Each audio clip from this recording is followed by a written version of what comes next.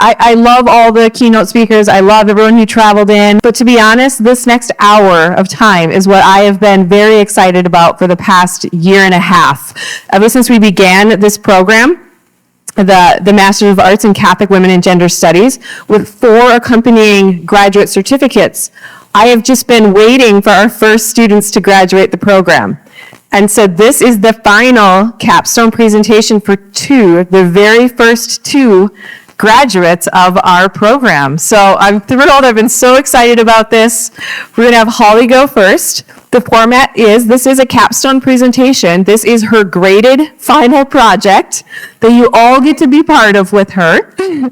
Her professors are here. They will be asking questions afterwards. We're going to open it up for a short Q&A at the end. This is her defense of her capstone in her presentation. So view it that way. You all get to be part of cheering her on in this. We'll go easy on you, I promise, Holly. And then after her presentation, we should be followed by Elizabeth. And then after that, we will be doing the awarding of your graduate certificate. So without further ado, I would like to welcome Holly Salls. Thank you.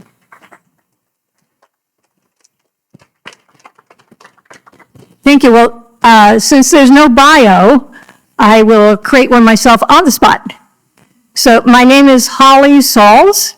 I am a high school teacher. I teach at Oakcrest School, which is outside of Washington, D.C. I teach bioethics. I've taught lots of theology, lots of metaphysics, ancient Greek, philosophy a little bit. Okay, high school level, okay. And ethics. And now I teach bioethics. And I've written a book, now that I think of it, called Character Education, Transformation of Values into Virtue. So that's me. Oh, I also play the violin. I like running. I like, oh my gosh, it is raining. I used to love nature until just now. So I'm going to begin. But before I begin, I want to thank the women who guided us through Christian anthropology, the history of feminism, and Catholic thought and feminism. Leah Jacobson, Eileen Reuter, Erica Bakayaki, and Pia De Solani. I learned a great deal from your courses, the readings, and our discussions. You helped me see a new way to help my students receive and appreciate the gift of being young women. For my capstone project, I have designed a high school curriculum about the feminine genius, written specifically for the school in which I teach.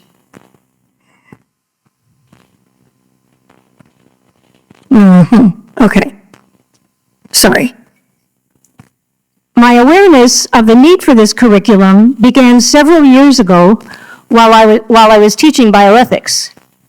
I became increasingly dissatisfied with how I was addressing questions relating to same-sex attraction and contemporary gender claims. Around that time, I was also reading Abigail Favale's The Genesis of Gender. In it, she traces today's gender paradigm to currents in feminism and postmodern thought, while also articulating a Christian account of reality. For my purposes, the chapter detailing the history of feminism in the United States gave me a path to follow in introducing same-sex attraction and transgenderism. Armed with Favale's historical perspective, I gave my bioethics a deeper and more complete understanding of how these ideas took root and over time gained cultural momentum. Students soon began raising questions tied to the gender issues they were encountering, especially in after-school and summer jobs. Many wanted to know how to help friends or family members. They also realized that peers at other schools were drifting from the Christian culture that they had grown up in. In other words, these questions were no longer theoretical. They were fast becoming a part of the air that my students breathed, often without the conceptual tools needed to assess the moral and psychological stakes. As I shared a few things I was learning in the Catholic feminism course, Some asked me directly, should we become feminists in order to fight for women? The girls also started asking whether I was a feminist. Finally, one day, one of them finally decided with a lot of confidence that I was a first wave feminist. I don't know if it's because of the color of my hair. That quick exchange one day in class stayed with me. While I was trying to clarify for myself what the feminine genius is, their questions became sharper and more urgent. I wanted to offer my students a way to champion women that would be grounded in the Christian anthropology they had studied in theology class and in JP2's theology of the body. But I had spent many years working in other areas of education, and feminism and the feminine genius had not been one of my priorities. Then one day, I heard an advertisement for the graduate certificate in Catholic feminism here at the University of St. Thomas. The Catholic Feminism and Gender Certificate was the right resource at the right moment. That's what brought me into the program, and that's how I arrived at this capstone, hoping to develop a course that helps high school girls understand themselves and love being young women. For me, that kind of grounded self-knowledge is where any real advocacy for women has to start. I designed this curriculum specifically for Oakcrest because I know and love the school's mission and have taught the philosophy and the theology curricula. Can you hear all that noise? It's a true high school experience. Okay. Students at Oakcrest have a solid background in moral theology and theology of the body, in addition to Aristotelian and Thomistic realism. This is important because it gives them a stable account of the person and of reality. It prepares them to approach the feminine genius on solid ground and to evaluate competing anthropologies without being pulled off course.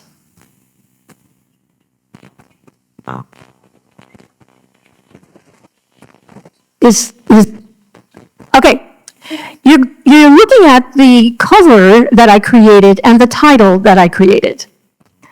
I've called it God's Genius Created the Feminine Genius, and the feminine genius gives me the freedom to be me. This is very attractive to high school adolescent girls, the freedom to be me. That's why I titled it like that, because I wanted to grab their attention from the very start. I want them to see that the gifts that God gives women are not liabilities, they're strengths. Realizing that gives them confidence and real inner freedom to be who and what they are. I also think it is very difficult, if almost impossible, to understand the feminine genius correctly outside the context of the Imago Dei. Without the conviction that God is creator, who has made the human person female and male, the feminine genius can be detached from, in the words of JP2, an adequate anthropology, and can be redirected in ways that ultimately undermine rather than promote human flourishing. Unpacking the nature of the feminine genius within the Catholic worldview becomes a powerful tool to help high school girls appreciate the irreplaceable ways that women contribute to family life, friendships, the workplace, and the common good. For my capstone project, I drew on Sister Prudence Allen's definition of the feminine genius. And I quote, "The phrase genius of woman refers to a way of being, acting, and loving in the world, which manifests a unique creativity in human relationships. Women's acts of genius reveal a particular feminine sensitivity toward other human beings," unquote. The pedagogical question, of course, is how to do this with 15, 16, 17, and 18-year-old girls. Here, I found a practical answer in Lisa Cotter's book, Reveal the Gift, which helped me to develop an approach that engages the heart as well as the intellect. Reveal the Gift grew out of discussion groups that the author had with her friends, where they talked through the gifts in JP's JP2's Letter to Women over coffee and tea. It's not a textbook, and that's exactly why it helped me. I didn't need a textbook. I needed something structured, but also accessible and engaging for older high school girls. Reveal the Gift became my on-the-ground helper. This curriculum is grounded in JP2's Letter to Women and Mulieris Dignitatem. It consists of 6 lessons, each organized around one or more gifts that he highlights in those texts. Students work in small groups. They read a brief excerpt from Reveal the Gift, discuss guiding questions, and appoint a scribe to capture the group's key points. We conclude with a short report, so students practice articulating claims clearly and listening carefully to others. I also put together a teacher guide. It's practical. It tells the teacher what to prep, how to frame the discussion, what to listen for, and how to keep the class on topic. To give you the tone on the teacher side, I'm going to read a short note from the introduction.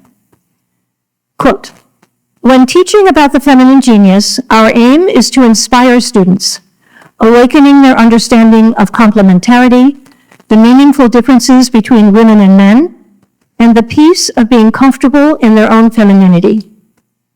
As we all have experienced, the gifts commonly associated with the feminine genius are given by God to every human person. Because women and men relate to others and to the world in different ways, some gifts tend to be expressed more visibly by women and others more visibly by men.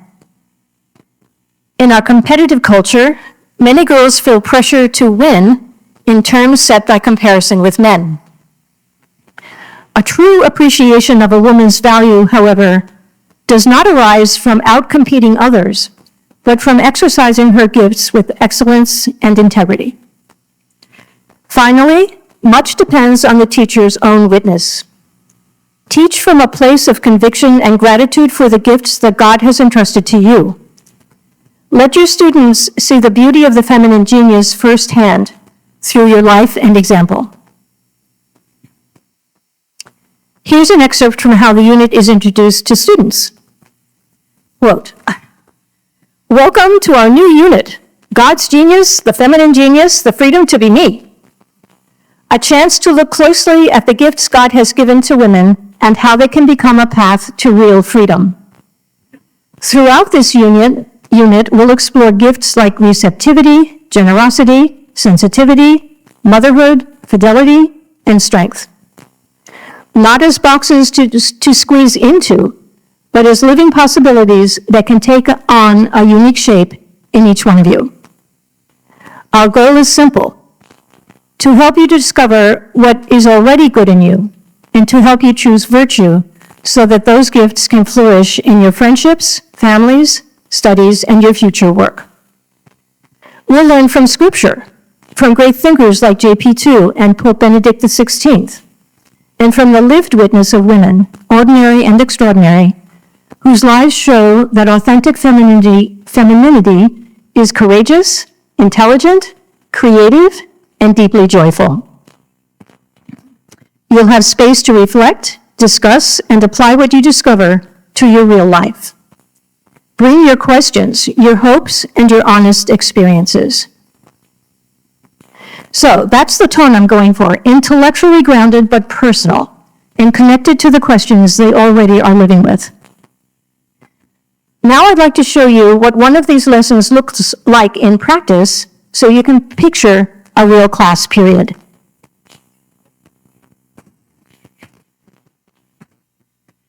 This first slide shows the objectives of the lesson. Underneath the title, you can see a quotation from JP2's Letter to Women. I chose a short quote from that letter for each lesson that relates to the lesson's topic. This lesson is built around 3 gifts: sensitivity, intuition, and generosity. Hence the quotation, "Thank you. You bring the richness of your sensitivity, your intuitiveness, your generosity, and your fidelity." Okay. Each lesson is designed to be completed in 2 class periods because I want students to have time to think, talk, and then put it back into their own words.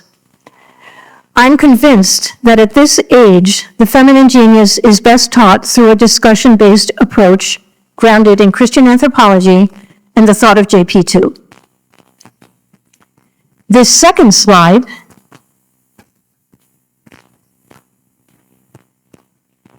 shows you the essential question for lesson 3, which is, how do sensitivity, intuition, and generosity work together to help us love persons well? It's intentionally open-ended so that it invites reflection rather than a quick right answer. Beneath it are key ideas for the teacher to keep the discussion focused and grounded, and it's followed by suggested pacing for the 2 class periods.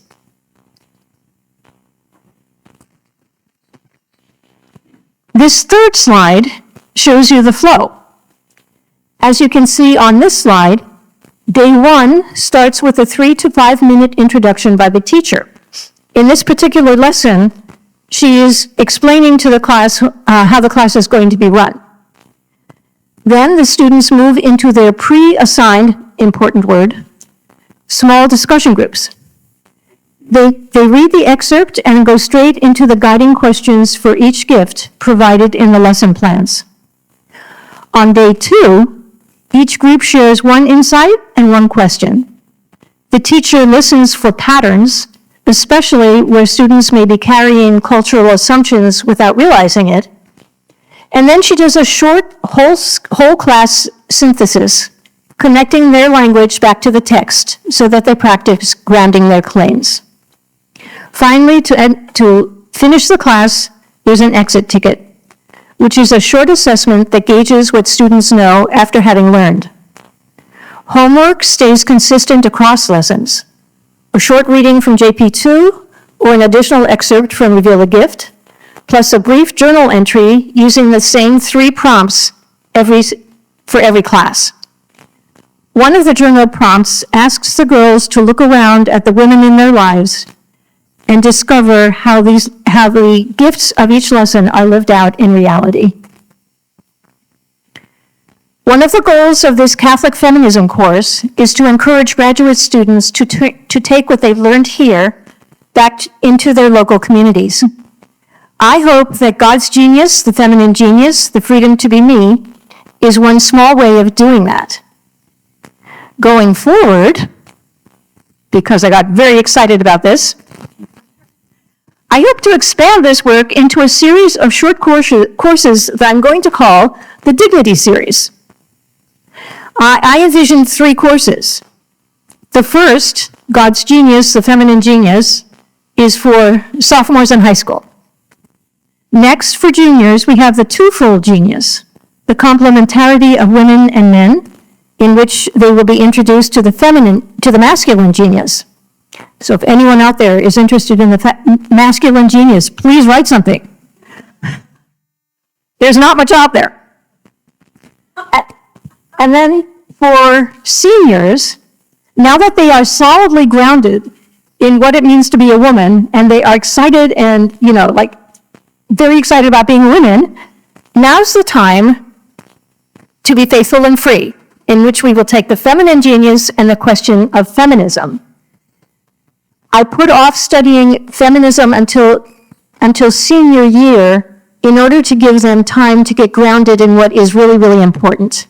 So that when you do readings from these different feminists, they're going to know right away why it is that these women do not reflect the reality of life. So that's it. Thank you. I'd love your comments or your questions, and I would especially enjoy talking later about classroom implementation and student reception. Thank you.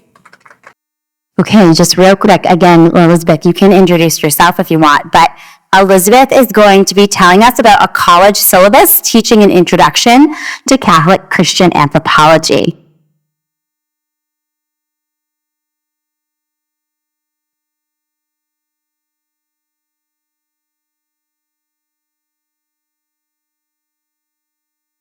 Let's show it.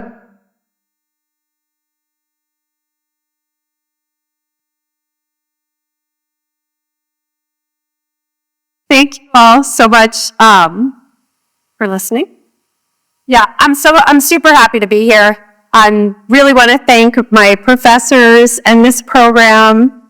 This has been an amazing program. I didn't set out looking for anything in women's studies or anything remotely like that. I stumbled across it, and when I saw who we were going to be reading and what the courses were going to cover, I thought, oh my gosh, that's so cool. I got to take this. And it really has helped give me the language to talk about something that I've been really passionate about and reading about for a long time, and also how to dialogue with our contemporary culture. Because you might know the Catholic side, but if you don't know how to speak to people where they are, that's not going to be very helpful. So I'll do a little bit more on who I am a little bit later. But I've come here from Florida, and I'm a wife and a mother. And like I said, I just sort of stumbled upon these courses and thought, wow, that looks cool. And it has been. For my capstone project, I designed a course for college undergraduates called Introduction to Catholic Anthropology. I've changed the names like 20 times because I've flip-flopped back and forth about what it should actually be. So hang on just one second. I'm sorry, I've got my computer. But it's going to cover like questions around human sexuality and understanding what it is to be a human person.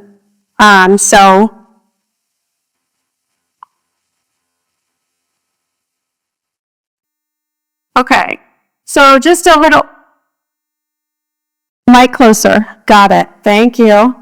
So I came up with just a little definition of what I would call Catholic anthropology, but really it's what is it to be a person? And then what does that mean in the way that we live and in the way that we behave, the way that we build our societies? Okay, we'll come back to talk about this a little bit more, but first I wanted to address the problem, why this is such an important need right now. What the need actually is. Then I want to talk about the opportunity that inspired me to come up with this course, and then how I propose to handle it. So the major problem is that our society's understanding of human life does not coincide with God's design. And that is not a new problem. That is as old as sin. And it's been around forever.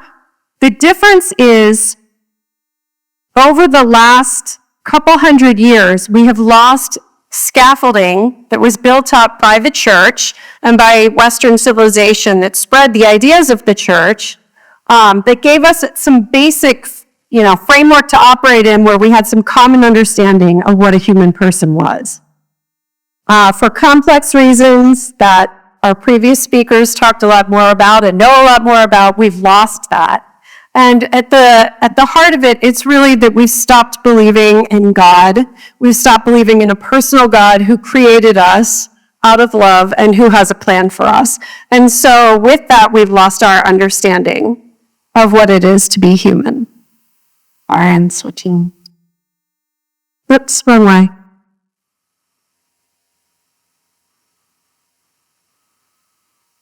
All right, so I could have done like 20 slides on alarming indicators. I mean, everybody kind of already knows them, but I just kind of chose these because they're some of the things that I'm interested in. But from the Boomer generation to Generation Z, people who identify as trans or non-binary has gone up 1,000-fold. That's a very short amount of time. 76% of young people think abortion is necessary, should be legal. That's without, when back in the 70s, when abortion was becoming more popularized, people didn't really have all the science, perhaps, and all the evidence that we have that we are aborting a human life. There's no question about that anymore. So the problem isn't not understanding that this is a human life. The problem is understanding what it means to be human and the value of human life. To our north in Canada, back in 2016, they started this medical assistance in dying program. And a couple years ago, they changed some of the requirements so that you don't have to have an imminent death, like death from an illness that's going to be imminent. And now it can be extended to more people who are ill. And so now 1 in 20 deaths in Canada are attributed to their MAID program. And in 2027, they're going to open it up to people who are mentally ill. So, like, this is so tragic. And then finally, there's this rise of AI. And one of the technologies that AI is ushering in are AI companions.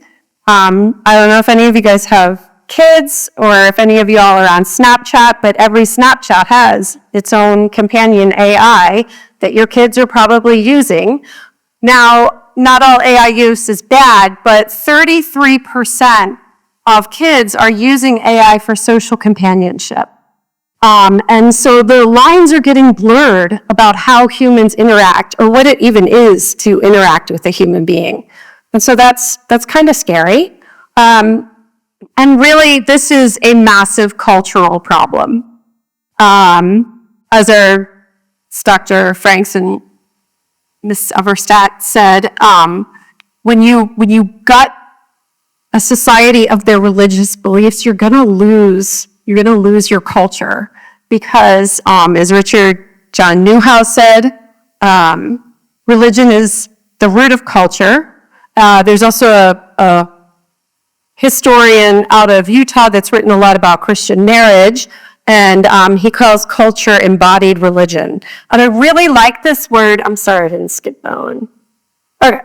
I like the word culture because it comes from the Latin roots for cult, which is worship, and tilling the soil, cultivating the soil. So it has to do with the earth from which we draw so much and on which we rely so much, and the matter that we're part of, our environment that we're part of, but it also has to do with transcending just the earthly and reaching to God, okay? So this cultural problem has created a larger problem or a deeper problem, which is really an identity crisis, which we've heard so much about today. What's interesting is the identity crisis, this issue, it's not right or left, it's not progressive or conservative, it's reaching every aspect of society. Here are two Supreme Court justices who are on very opposite ends of the spectrum in a lot of ways, and yet both of them recently have revealed confusion about what it is to be a human person. Maybe y'all remember that when Ketanji Brown Jackson was asked, what can you tell us what a woman is? She said, no, I can't, not in that context. So this is a super educated woman. She went to Harvard for law school and undergrad. And then Neil Gorsuch, who would be sort of on the other side of the political spectrum, also highly educated guy. Where did he go? Columbia, Harvard Law, has a degree from Oxford. In his Bostock decision, he just basically rips the meaning and value of human beings as male and female, and made sex something malleable, like sex discrimination could be not just applied to a man or a woman who's being discriminated because of their biological sex, but also it could be applied to somebody who is transgendered. So this is a problem that is deeply, deeply in our society, and it doesn't matter if you're educated or uneducated, and it doesn't matter what side of the spectrum you're on. And so we have a very real need to recover our understanding of what it is to be human. We believe in a God who ceaselessly keeps the human race in his care. We have answers. We know that there's a truth about who we are as creatures of God, as rational creatures of God, made in the image and likeness of God.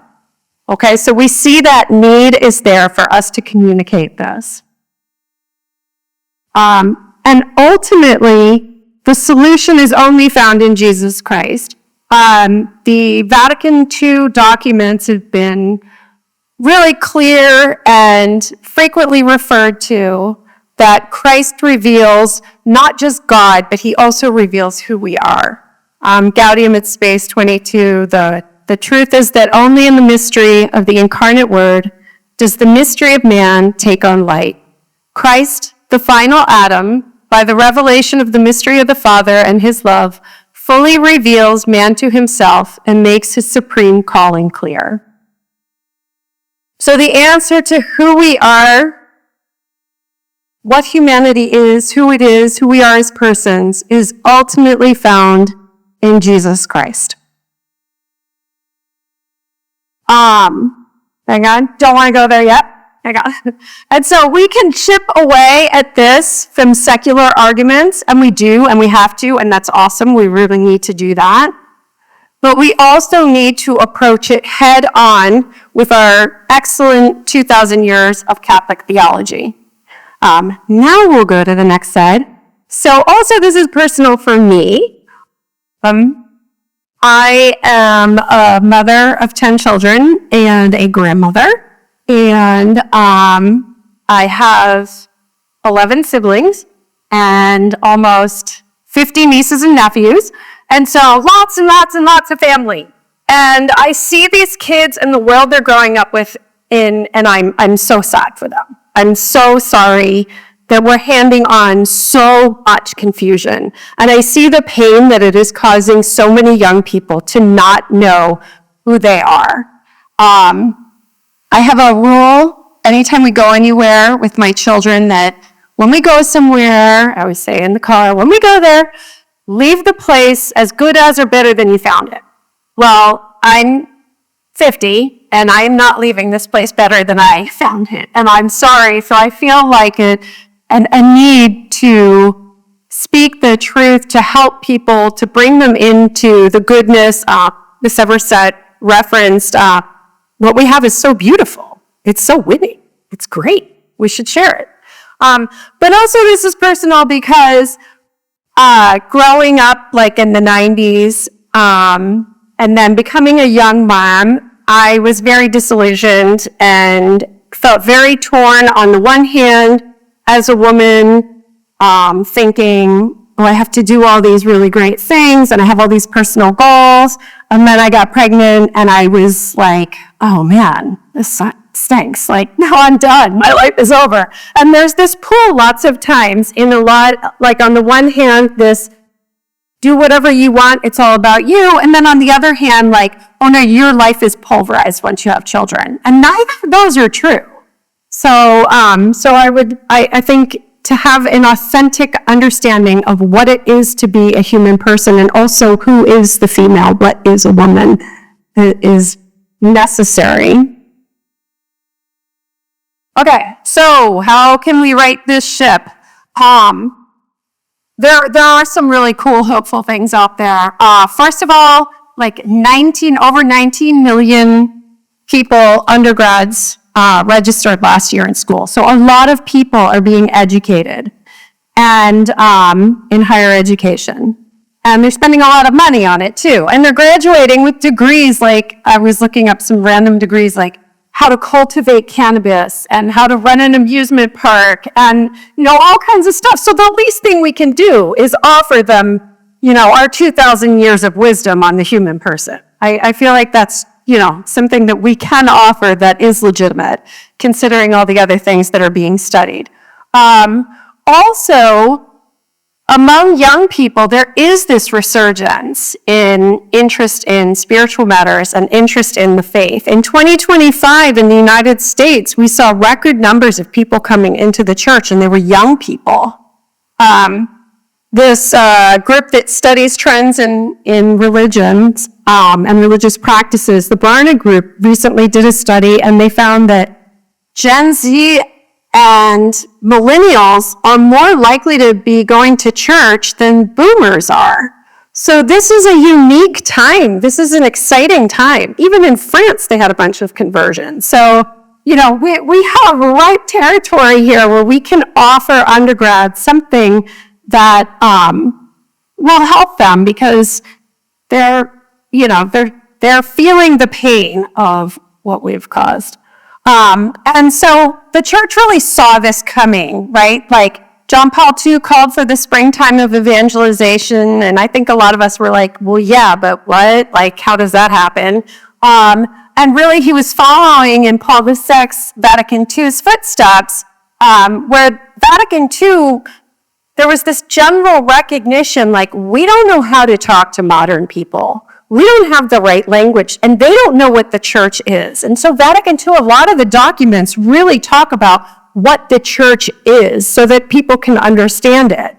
And so now, a couple generations later, we've been reading these documents, and they've given us the language, and we can go out into the world, and we can say, here are some things that we've known for 2,000 years, and we want to share with you because this has been lost.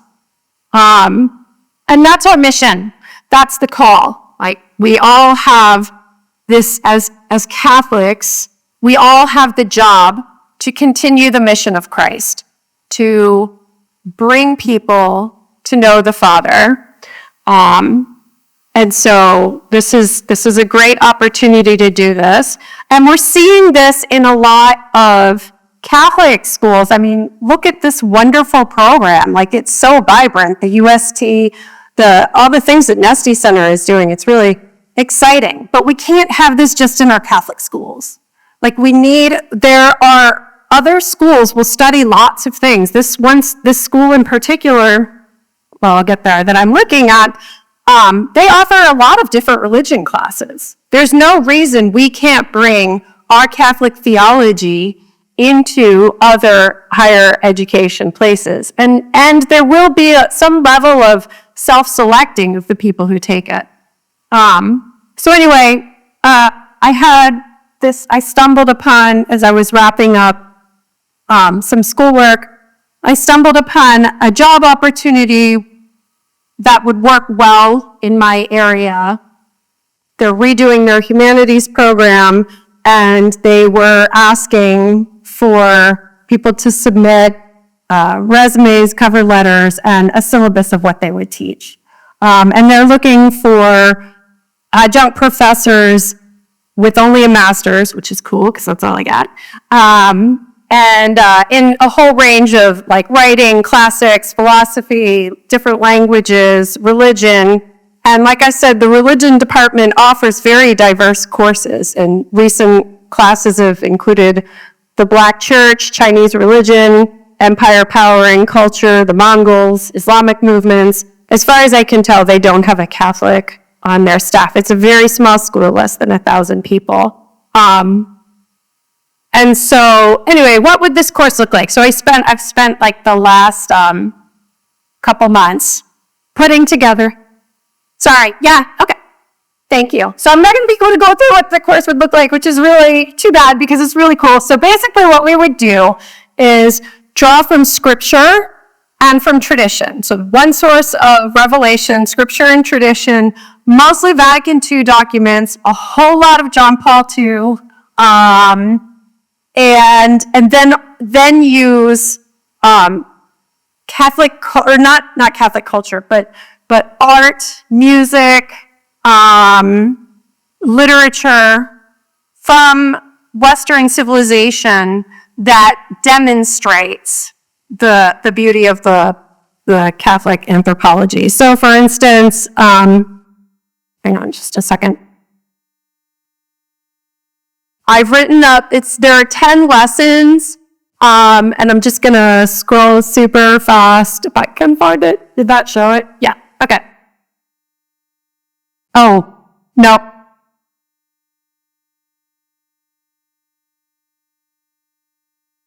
Okay, I don't know what I'm doing. Okay, so I don't know how to change, but anyway, there are 10 lessons. The idea is that you start out with the human person as created as in the image of God. Okay, that's becoming more popular even among more secular people. They're starting to talk about that, but that's the first 2 chapters of the Bible. We have a whole whole big corpus of information after that about what happens to the human person. And one of them is the fall, which a lot of people, a lot of kids don't realize that they're fallen. They don't realize they're broken. So if you already don't know that, you're going to be struggling because you're going to say, I'm unhappy, I don't feel right, but I'm doing all these things and making all these decisions. Well, you need to know your intellect is darkened and your will is weakened. That would be helpful. Then redeemed in Christ. Like, that's most of the Bible. That's a pretty, leading up to him, and that's our source of hope. And we have to always be ready to give our defense of hope. And then also going back to the human person in the image and likeness of God, the importance of understanding that the human person is rational and relational. Before the medievals, they talked a fair amount about the rational, less about the relational. But we're really struggling now because we don't understand our identity as relational people. And that really goes to the human sexuality. And then finally, so created in the image of God, fallen, redeemed, and then called to communion with God, which is perhaps the most exciting thing that we believe about humanity, that we are all called to communion. It's a